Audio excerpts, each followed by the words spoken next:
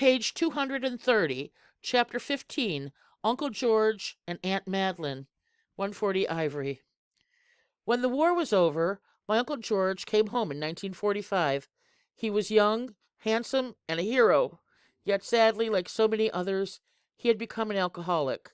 He was one of the founders of the American Legion in our town and marched in every Memorial Day parade. Down the road he would come, with his helmet jauntily tilted and a wide grin across his face. Then he would get drunk and go home to fight with Aunt Madeline. I always liked Aunt Madeline when I was a boy. She was always good to me. Aunt Madeline was a pretty woman with a sparkling personality, and Grandpa always called her a cute, happy baby factory. They had 3 boys, one right after another, Butchie, Bobby, and Dickie. Then after a bit, 2 daughters arrived, expanding the litter to 5 hungry kids. I was a few years older than them, and was their babysitter when George and Madeline went to the Legion on Friday nights. Sadly, as the years passed, Aunt Madeline began to drink as much as her husband, compounding the violence and misery in their once happy home. They lived right next door to us, for when they first married, Grandpa got a crew together and built them a little house just down the hill. Years passed, and many a memory was created on that little patch of ground. Good memories and bad, but memories just the same.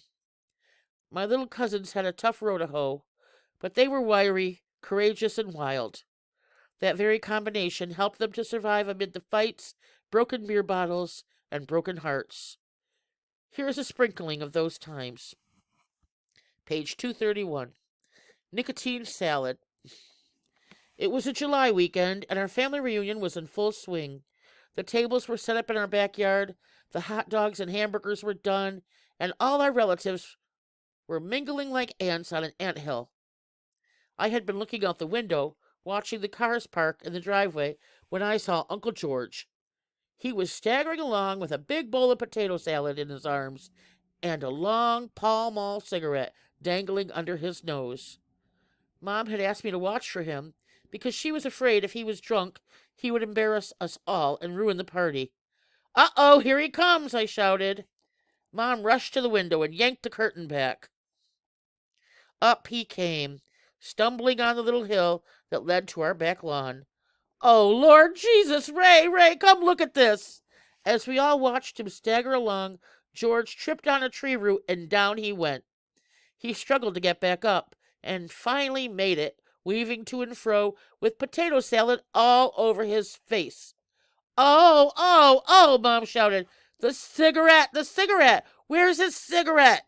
she barked. Like a skitty lighthouse in a sea of mayonnaise, the Pall Mall was sticking straight up out of the salad. Uncle George spied it and grinned. Looking both ways and hoping no one had seen, he carefully pushed the Pall Mall straight to the bottom of the bowl and out of sight. Mom went ballistic. She ran to the kitchen, grabbed a big silver ladle, and flew out the door.